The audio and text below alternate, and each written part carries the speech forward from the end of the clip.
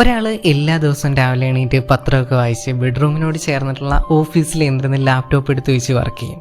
അങ്ങനെ പതിയെ പതിയെ അയാൾ ലോകത്തിലെ ഏറ്റവും വലിയ കോടീശ്വരന്മാരിൽ ഒരാളായിട്ട് മാറുകയാണ്. അയാൾക്ക് സ്വന്തമായിട്ട് കോർപ്പറേറ്റ് കമ്പനികളോ ഫാക്ടറികളോ സ്റ്റാർട്ടപ്പുകളോ സോഷ്യൽ മീഡിയ ചാനലുകളോ എന്തിനെ കുറേ കഷ്ടപ്പെട്ട് ഹാർഡ് വർക്ക് ചെയ്യുന്ന പോലും ഇല്ല. നല്ല കഥ എന്നല്ലേ? കഥയൊന്നുമല്ല, പറഞ്ഞു വരുന്നത് വാറൻ ബഫറ്റ് എന്ന് പറയുന്ന ലെജൻഡറി ഇൻവെസ്റ്ററിനെ കുറിച്ചിട്ടാണ്. ഇതിൽ ഞെട്ടിക്കുന്ന കാര്യം എന്തെന്നാൽ നമ്മളെക്കാളൊക്കെ കുറച്ചുകൂടി നന്നായിട്ട് ചിന്തിച്ചു എന്നത് മാത്രമാണ് അദ്ദേഹത്തിനെ ഈ ഒരു ലെവലിലേക്ക് എത്തിച്ചതെന്നാണ്. ഈ ഒരു വീഡിയോയിൽ നമ്മൾ നോക്കാനായിട്ട് പോകുന്ന വാറൻ ബഫറ്റിൻ്റെ ഇൻവെസ്റ്റ്മെൻറ്റ് ട്രിക്സും അദ്ദേഹത്തിനെ ഈ ഒരു ലെവലിലേക്ക് എത്തിച്ച അദ്ദേഹത്തിൻ്റെ ആ ഒരു മൈൻഡ് സെറ്റും ഇത് സാധാരണക്കാരായിട്ടുള്ള നമ്മൾക്ക് ഇതേ സ്ട്രാറ്റജി എങ്ങനെ നന്നായിട്ട് ഉപയോഗിക്കുക എന്നതുമാണ്. കോടീശ്വരൻ എന്നൊക്കെ കേൾക്കുമ്പോൾ നമ്മുടെയൊക്കെ മനസ്സിൽ തോന്നുന്ന ചില കാര്യങ്ങളുണ്ട്. അതായത് പ്രൈവറ്റ് ജെറ്റുകളും ലക്ഷറി വില്ലകളും സൂപ്പർ കാറുകളൊക്കെ അടങ്ങുന്ന ഒരു ആർഭാട ജീവിതം. പക്ഷേ വാറൻ ബഫറ്റ് ഇതിൽ നിന്നൊക്കെ വ്യത്യസ്തനാണ്. അദ്ദേഹം വർഷങ്ങളായിട്ട്, അതായത് കോടീശ്വരനായ ശേഷം ഇപ്പോഴും താമസിക്കുന്നത് നേരത്തെയുള്ള ആ ഒരു പഴയൊരു വീട്ടിൽ തന്നെയാണ്. കാരണം എന്തെന്നാൽ ബഫറ്റ് വിശ്വസിക്കുന്ന ഒരു കൺസെപ്റ്റ് ഉണ്ട്. അതായത് ക്യാഷ് ഉള്ളവർക്ക് അത് നിലനിർത്താനും കൂടുതൽ ക്യാഷ് ഉണ്ടാക്കിയെടുക്കാനൊക്കെ സഹായിക്കുന്നത് അത് ഇൻവെസ്റ്റ് ചെയ്യുന്നത് കൊണ്ടാണ്. സാധാരണക്കാർ ഇൻവെസ്റ്റ് ചെയ്യാതെ അനാവശ്യമായിട്ടുള്ള ചിലവുകളൊക്കെ ചെയ്യുന്നതാണ് അവരെ വീണ്ടും ദരിദ്രരായിട്ട് നിലനിർത്തുന്നത് എന്നതാണ്. ഇത് ജീവിതം തന്നെ മാറ്റുന്ന ഒരു കൺസെപ്റ്റ് ആണെന്നാണ് ബഫറ്റ് പറയുന്നത്. അതായത് മറ്റുള്ളവർ അനാവശ്യമായിട്ടുള്ള സാധനങ്ങൾ വാങ്ങിക്കൂട്ടുമ്പോൾ ബഫറ്റ് വാങ്ങുന്നത് കമ്പനികളെയും അവരുടെ ഷെയറുകളൊക്കെയുമാണ്. പലരും സ്റ്റോക്ക് മാർക്കറ്റിലൊക്കെ ക്യാഷ് ഇൻവെസ്റ്റ് ചെയ്യുന്നത് കിട്ടിയാൽ കിട്ടി പോയാൽ പോയി എന്ന് പറയുന്ന ആ ഒരു മൈൻഡ് സെറ്റ് വെച്ചിട്ടാണ്. പക്ഷേ വാറൻ ബഫറ്റ് ഇത് കൃത്യമായിട്ട് പഠിച്ച്, അതായത് കമ്പനികളുടെ സൈറ്റിൽ കയറി ആനുവൽ റിപ്പോർട്ടുകൾ വായിച്ച് നോക്കി എന്ത് ബിസിനസ്സാണ് ഇവർ ചെയ്യുന്നത്, അല്ലെങ്കിൽ ഇത് വെച്ചിട്ട് ലാഭം ഉണ്ടാക്കാനായിട്ട് അവർക്ക് പറ്റുന്നുണ്ടോ എന്ന് നോക്കി കൃത്യമായിട്ട് ഇൻവെസ്റ്റ് ചെയ്യുക മാത്രമാണ് വാറൻ ബഫറ്റ് ചെയ്യുന്നത്. അതിനപ്പുറത്തേക്ക് കോംപ്ലിക്കേറ്റഡ് ആയിട്ടുള്ള ട്രേഡിംഗ് സെറ്റപ്പുകളോ അല്ലെങ്കിൽ പെട്ടെന്ന് ക്യാഷ് ഉണ്ടാക്കാനായിട്ട് കാണുന്ന കുറേ സ്റ്റോക്കുകളിലൊക്കെ കയറിയിട്ട് ഇൻവെസ്റ്റ് ചെയ്യുന്ന അങ്ങനെയുള്ള പരിപാടികളൊന്നുമില്ല. ബഫറ്റ് ഒരിക്കലും പറഞ്ഞിട്ടുണ്ട്, the more you learn the more you earn.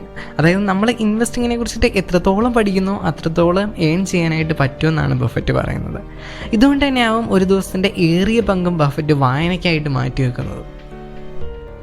ബഫറ്റിൻ്റെ സ്റ്റോക്കുകൾ 2-3 ഇരട്ടിയായിട്ട് മാറുന്നതിന് പിന്നിലെ യഥാർത്ഥ ട്രിക്ക് ആ ഒരു കമ്പനീനെ അദ്ദേഹം നോക്കിക്കാണുന്ന രീതിയാണ്. അതായത് താൻ ഇപ്പോൾ ഈ ഒരു കമ്പനിയിൽ ഇൻവെസ്റ്റ് ചെയ്താൽ ഒരു 10 വർഷം കഴിഞ്ഞിട്ടും ആൾക്കാർ ഈ ഒരു കമ്പനിയുടെ പ്രൊഡക്റ്റുകൾ വാങ്ങുന്നതിന് വേണ്ടി സാധ്യതയുണ്ടോ, ഈ ഒരു കമ്പനി കൺസിസ്റ്റൻ്റ് ആയിട്ട് പ്രോഫിറ്റ് ഉണ്ടാക്കുമോ, ആൾക്കാർ ട്രസ്റ്റ് ചെയ്യുന്ന ഒരു കമ്പനിയാണോ എന്നിങ്ങനെ കുറച്ച് കാര്യങ്ങൾ നോക്കിയിട്ടാണ് ബഫറ്റ് ഇൻവെസ്റ്റ് ചെയ്യാറുള്ളത്. അതുകൊണ്ടാണ് അദ്ദേഹം ആപ്പിളും കൊക്കക്കോളയൊക്കെ പോലുള്ള കമ്പനികളെ പണ്ടേ കണ്ടെത്തി ഇൻവെസ്റ്റ് ചെയ്തിട്ടുണ്ടായിരുന്നതും. അതേപോലെ സ്റ്റോക്ക് മാർക്കറ്റിൽ ഒരു ക്രാഷ് ഉണ്ടായാൽ ആ സ്റ്റോക്കുകളുടെ വില കുറഞ്ഞാൽ മിക്കവരും പേടിച്ച് കയ്യിലുള്ള സ്റ്റോക്കുകൾ കൂടിയിട്ട് സെല്ല് ചെയ്ത് ഒഴിവാക്കാറാണ് ചെയ്യാറുള്ളത്. എന്നാൽ വാറൻ ബഫറ്റ് നേരെ ഓപ്പോസിറ്റാണ്. അദ്ദേഹം ഈ ഒരു സമയത്തായിരിക്കും കൂടുതൽ സ്റ്റോക്കുകൾ വാങ്ങാറുള്ളത്. കാരണം ഇതൊരു ഓപ്പർച്യൂണിറ്റി കൂടിയിട്ടാണ്. അതായത് നമ്മൾ ഈ ഒരു ലാപ്ടോപ്പ് വാങ്ങിക്കാനായിട്ടിരിക്കുമ്പോൾ അതിൻ്റെ വില കുറഞ്ഞാലോ, ഇതേ പരിപാടി തന്നെയാണ് സ്റ്റോക്ക് മാർക്കറ്റിലും. മാർക്കറ്റ് ക്രാഷ് ഉണ്ടായാലും സംഭവിക്കുന്നത്.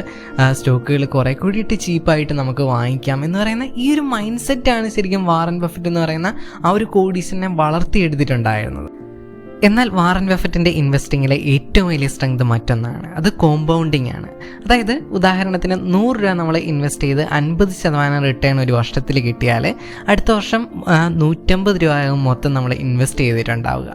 പിറ്റേ വർഷം ഇതേ രീതിയിൽ 50% റിട്ടേൺ കിട്ടിയാൽ മൊത്തം അത് 225 രൂപയാകും. ഇതേ രീതിയിൽ ഈ എമൗണ്ട് ഇങ്ങനെ വലുതായിക്കൊണ്ടേയിരിക്കും. ഇതിനെയാണ് കോമ്പൗണ്ടിങ് എന്ന് പറയുന്നത്. ഇതൊക്കെ കേൾക്കുമ്പോൾ നമ്മളിൽ പലർക്കും തോന്നാവുന്ന ഒരു കാര്യമാണ്, ഇതേ രീതിയിൽ ഇൻവെസ്റ്റ് ചെയ്യാനായിട്ട് നമ്മളൊന്നും വാറൻ ബഫറ്റ് അല്ലല്ലോ, അതിനുള്ള ക്യാപിറ്റൽ ഇല്ലല്ലോ എന്നൊക്കെ.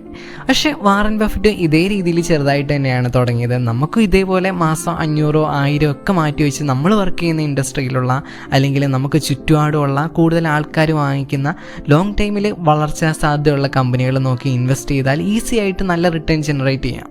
പക്ഷേ ഒരിക്കലും പെട്ടെന്ന് ക്യാഷ് ഉണ്ടാക്കാനായിട്ട് ഏതെങ്കിലുമൊക്കെ കുറേ സ്റ്റോക്കുകൾ കണ്ണും പൂട്ടിയിട്ട് വാങ്ങിക്കരുത്.